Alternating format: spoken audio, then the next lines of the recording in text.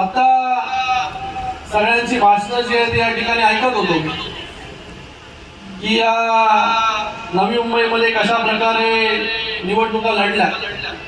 पण मला वाटतं या नवी मुंबईमध्ये माननीय उपमुख्यमंत्री मुख्य नेते एकनाथजी शिंदे साहेबांच्या नेतृत्वाखाली आपण ही निवडणूक लढलो आणि या निवडणुकीमध्ये आपल्याला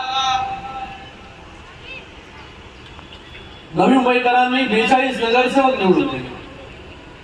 मी काही दिवसापूर्वी म्हणालो की 42 नगरसेवक जे निवडून आले आता, पण 42 पेक्षा जास्त नगरसेवक जे आहेत ते निवडून आले असते. याच्यामध्ये कोणाचं योगदान जे आहे हे नगरसेवक कमी करण्यामध्ये नाही, आपलंच जे आहे काही नगरसेवक आपली कमी जे आहे, आपण कमी पडलो कुठेतरी म्हणून आपले नगरसेवक जे आहे हे कमी आले. नाहीतर नवी मुंबईकरांनी शिवसेनेला कौल जो आहे हा या ठिकाणी दिला होता. आज जे या ठिकाणी वार्ता करताय तर त्यांचं काय झालं असतं हे आपल्याला कळलं असतं. पण मला वाटतं आपण याच्यातून शिकलं पाहिजे, पुढे गेलं पाहिजे. कुठे कमी पडलो याच्यावरती आत्मपरीक्षण केलं पाहिजे. सगळ्यांनी काम जे आहे या ठिकाणी केलं, पण तरी नवी मुंबईकरांनी 42 नगरसेवक निवडून दिले. काही नगरसेवक जे आहे ते आपल्याला वाटले होते आपले सिटिंग नगरसेवक जे आहे ते निवडून येतील, पण आता खासदार साहेबांनी या ठिकाणी सगळा इलेक्शनचा उभाभाव या ठिकाणी केला की कशा प्रकारे जे आहे निवडणुका या ठिकाणी लढल्या गेल्या. मी तुम्हाला एकच सांगतो, रात नहीं ख्वाब बदलता है, रात नहीं ख्वाब बदलता है, मंजिल नहीं कारवा बदलता है. जज्बा रखो जीतने का, जज्बा रखो जीतने का, क्योंकि किस्मत बदले ना बदले पर वक्त जरूर बदलता है, वक्त जरूर बदलेगा.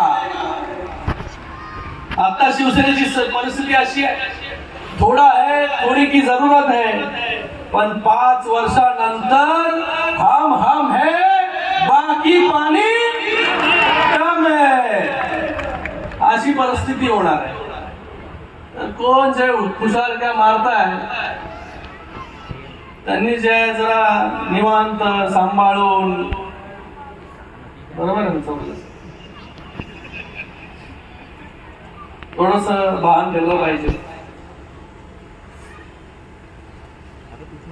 एक महानगरपालिकेवरती बसले,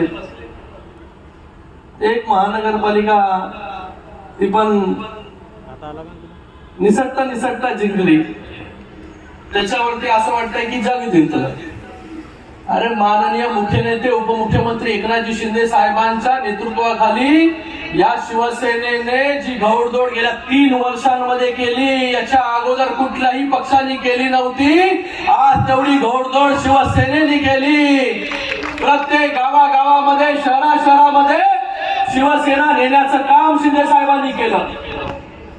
80 जागा विधानसभेमध्ये आपण लढल्या आणि 60 जागा आपण त्या ठिकाणी जिंकलो. हे शिंदे साहेबांच्या नेतृत्वाखाली, शिंदे साहेबांच्या नेतृत्वाखाली 2022 मध्ये जर उठाव केला नसता तर 2024 मध्ये जे दिवस देखील आपल्याला पाहायला मिळाले नसते. हे देखील याद ठेवलं पाहिजे, लक्षात ठेवलं पाहिजे. 2022 मध्ये उठाव नसता केला की आज काय परिस्थिती असते. नगरपालिका आपण लढलो, नगरपालिकेमध्ये देखील लोकांना वाटलं होतं की काय शिवसेनेची जागा किती येणार.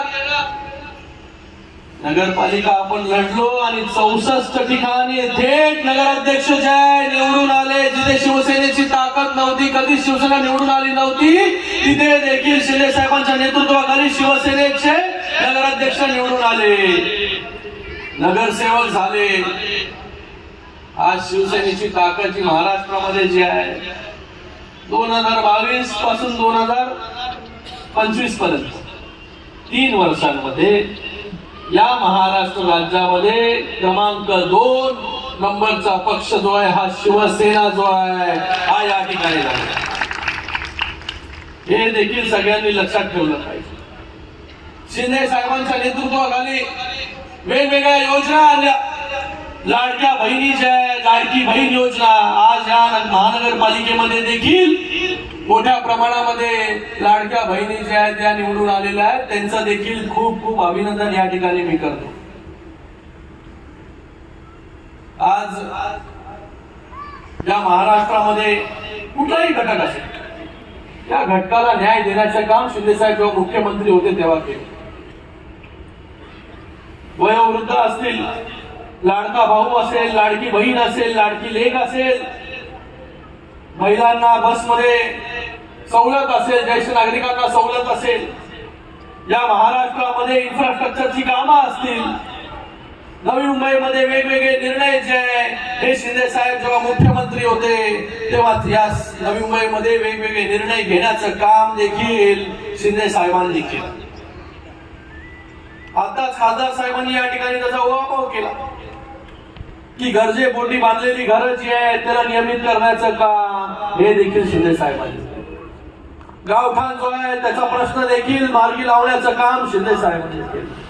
लोक जे गेल्या अनेक वर्षात अनधिकृत घरांमध्ये, धोकादायक घरांमध्ये, इमारतीमध्ये राहत होते, त्यांना स्वतःचं हक्काचं घर मिळावं यासाठी क्लस्टर योजना देखील शिंदे साहेबांनीच या ठिकाणी आणली. त्याचबरोबर आगरी कोळी समाजाने गरजेपोटी बांधलेल्या घरांना नियमित करण्याचं काम, सिडकोच्या घरांच्या किमती कमी करण्याचं काम, FSI मध्ये सवलत देण्याचं काम, त्याचबरोबर आता सांगितलं की गोरगरीब ज्या वसाहतीमध्ये राहतात म्हाडाच्या, तिथे कुठल्या सोयी सुविधा नव्हत्या, तिथे कुठला निधी वापरू शकत नाही, त्याचा देखील निर्णय जो आहे तो या ठिकाणी घेतला. सिडकोच्या वसाहतीमध्ये देखील महानगरपालिकेचा निधी वापरू शकतो हा देखील निर्णय शिंदे साहेबांनी घेतला. त्याचबरोबर ऐरोली काटाई टनल असेल, त्याचबरोबर हा अटल सेतू असेल, ही सगळी कामं आपण पाहताय की शिंदे साहेब जेव्हा मुख्यमंत्री झाले तेव्हा या सगळ्या कामांना जे गती आली. 3 वर्षांमध्ये 3 दशकाचं काम करणारा हा मुख्यमंत्री जो आहे महाराष्ट्राला मिळाला आणि गोर गरीब जनतेपर्यंत जो आहे पोहोचवण्याचं, सरकार पोहोचवण्याचं काम, त्याला न्याय देण्याचं काम जे आहे ते या ठिकाणी केलं. पण आपण काय केलं, आपण या ठिकाणी काय केलं याचा देखील जो आहे तो आपण विचार केला पाहिजे. आता तर मी काहीतरी नवीनच ऐकलं, सवय काय जात नाही. झाडं म्हणजे डिपार्टमेंटला, मिनिस्ट्रीला झाडं काही म्हणजे पैसे काहीतरी कमी पडतात, तर त्याच्यासाठी आता वन खात्याची जी आहेत सागाची झाडं त्याला तोडायचं म्हणतात आणि त्याच्यातून पैसे घ्यायचे. त्याचबरोबर अजून काहीतरी नवीन ऐकलं मी, ते बिबटे पहिला अगोदर मला म्हणजे बोकडं सोडा, बकऱ्या सोडा, पण आता नवीन आहे गाजले फळ झाडं वगैरे लावली पाहिजे, जेणेकरून जंगलातून जे हे प्राणी आता बोकडं खाणार का फळं खाणार, व्हेजिटेरियन नॉन व्हेजिटेरियन हे पहिले ठरवलं पाहिजे.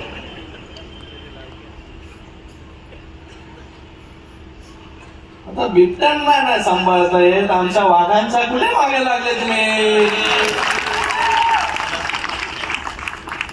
पहिले बिबटे सांभाळले पाहिजे, मग हे वाघ इथे बसले.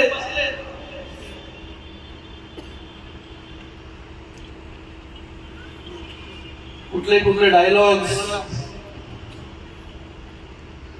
नको, उगाच माझा काही घेणं नाही, उगाच मला मध्येच खेचता. मी आपला बरा आहे तिथे कल्याण, डोंबिवली, उल्हासनगर, अंबरनाथ त्या ठिकाणी मला उगाच या ठिकाणी काय काय माझी करून टाकणार.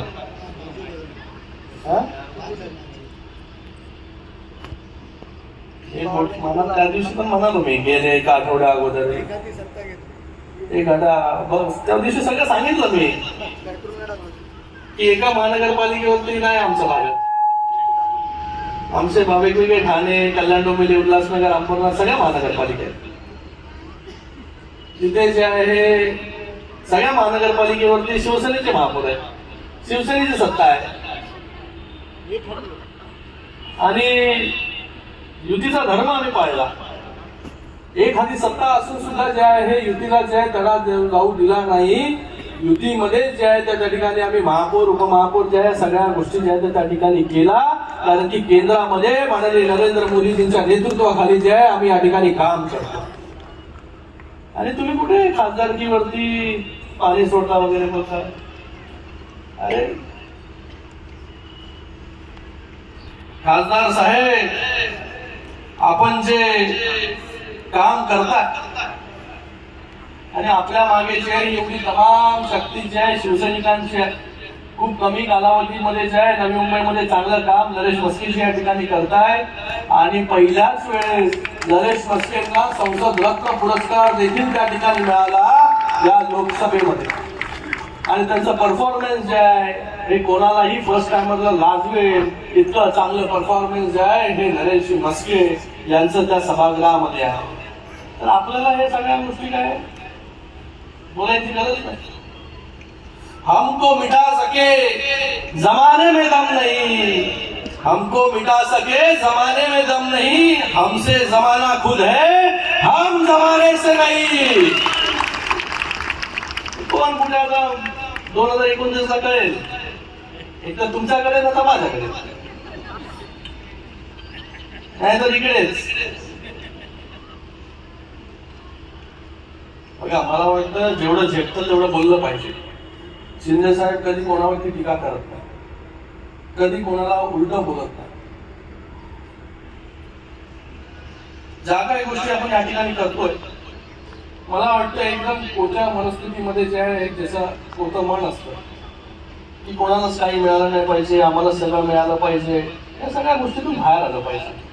युतीचं वातावरण चांगलं आहे. माननीय मुख्यमंत्री देवेंद्र फडणवीस साहेब, माननीय उपमुख्यमंत्री एकनाथजी शिंदे साहेब एकत्र मिळून काम करताय. चांगलं काम या महाराष्ट्रामध्ये सुरू आहे. चांगलं काम लोकांपर्यंत पोहोचतंय. सरकारबद्दल चांगली भावना जी आहे लोकांमध्ये आहे. अशा परिस्थितीमध्ये युतीमध्ये जे आहे मिठाचा खडा टाकण्याचं काम, तणाव निर्माण करण्याचं काम जे आहे ते काही लोकांनी जे आहे ते केलं नाही पाहिजे. या ठिकाणी इथे परिवहनचा विषय काढला तुम्ही. या सगळ्या गोष्टीवरती जे आहे माननीय उपमुख्यमंत्री एकनाथजी शिंदे साहेबांचं बारीक लक्ष आहे. आपण कोणीही जे आहे ते काळजी करायची गरज नाही. या नवी मुंबईमध्ये जे आहे कुठलाही अनुचित प्रकार जो आहे तो या ठिकाणी खपवून घेतला जाणार नाही. इथे लोकशाही आहे. लोकशाही हुकुमशाहीला जो आहे या ठिकाणी स्थान नाही. आपण सगळ्यांनी जे आहे आपलं काम चांगल्या प्रकारे करा, लोकांपर्यंत जा. लोकांनी विश्वास दाखवलेला आहे आपल्यावरती. आपल्याला निधीचा विषय असेल, नगर विकास आता शिंदे साहेबांकडे स्वतः उपमुख्यमंत्री मोठा आहेत. आपल्याला सगळ्यांना माहिती आहे की कशा प्रकारे शिंदे साहेब जे आहे निधीचा वाटप जो आहे लोकांना, नगरसेवक असतील, आमदार असतील, खासदार असतील, कुठल्या पक्षाचा, या सगळ्या गोष्टीचा विचार करत. कोण कुठल्या पक्षाचा आहे, तू या पक्षाचा आहे ना, तुला निधी नाही देणार, तू शिवसेनेचा आहे, तुला तू भारतीय जनता पार्टी नाही, तुला असं नाही केलं. शिंदे साहेब जेव्हा मुख्यमंत्री होते आणि आज देखील प्रत्येक पक्षाच्या कार्यकर्त्याला असेल, आमदार, खासदार, नगरसेवक जे असेल त्याला जे बघतो करतो नाही, लगेच जे तिथल्या तिथे जे निधी सँक्शन करण्याचं काम जे शिंदे साहेबांनी या ठिकाणी केलं आणि आज देखील या ठिकाणी करतात. तर आपण कोणी जे आहे ते काळजी करायची गरज नाही. आम्ही सगळे जे आहे आपल्या बरोबर जे आहे ठामपणे जे आहे त्या ठिकाणी उभे आहोत. शिंदे साहेब आपल्या बरोबर उभे आहे. एवढी मोठी ताकद आपल्या बरोबर उभी आहे तर आपल्याला घाबरायचं जे आहे त्या ठिकाणी कारण नाही. एवढंच या प्रसंगी मी आपल्या सगळ्यांना सांगू इच्छितो. आपण एवढ्या मोठ्या संख्येमध्ये या ठिकाणी उपस्थित राहिला त्याबद्दल देखील मी आपल्या सगळ्यांचे इथे खूप खूप धन्यवाद व्यक्त करतो. ऐरोली सेक्टर 10 मध्ये शिवाजी महाराजांचा स्मारक जे आहे भव्य दिव्य स्मारक हे देखील लवकरच मला वाटतं जागा वगैरे जे आहे सिडको मधून दिलेली आहे आणि लवकरात लवकर त्याचं लोकार्पण देखील या ठिकाणी होईल अशी अपेक्षा देखील या ठिकाणी मी करतो. मी खरंच इथे काही टीका वगैरे कोणावरती करायला आलो नव्हतो, पण ज्या परिस्थितीमध्ये आपण जातो बघा, किती जरी आपल्याकडे किती सत्ता येते सत्ता जाते, सत्ता येते सत्ता जाते, पण सत्तेत राहून सत्ता आल्यानंतर जे आहे लोकांची कामं जी आहे केली पाहिजे, सत्तेची हवा जी आहे ती लोकांमध्ये गेली नाही पाहिजे. शिंदे साहेब जेव्हा मुख्यमंत्री झाले तेव्हा ग्राउंड वरती राहून जे आहे कार्यकर्ता म्हणून, मुख्यमंत्री नाही एक कॉमन मॅन म्हणून त्यांनी काम केलं. आणि आज देखील डीसीएम झाल्यानंतर डेडिकेटेड टू कॉमन मॅन म्हणून जे काम करतायत एक कार्यकर्ता म्हणून शिंदे साहेबांचा प्रवास कुठून सुरू झाला?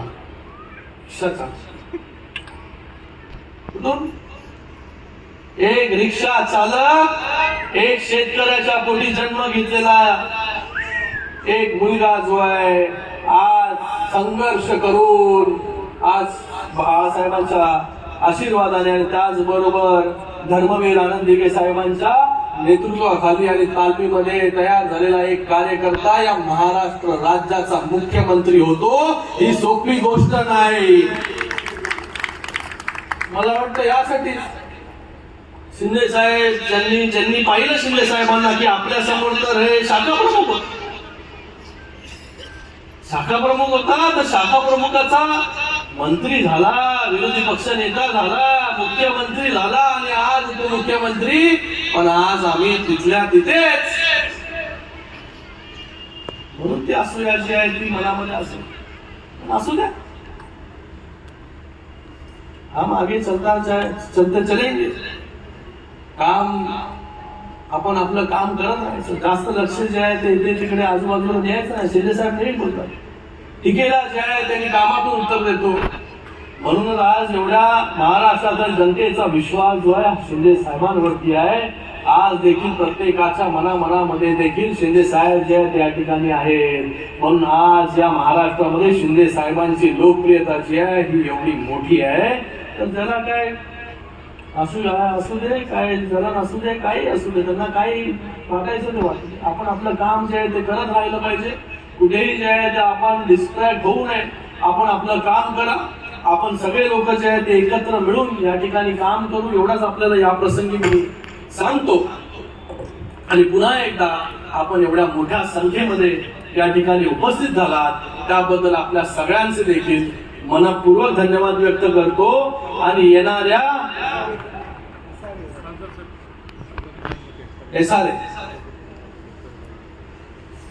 या नवी मुंबईमध्ये देखील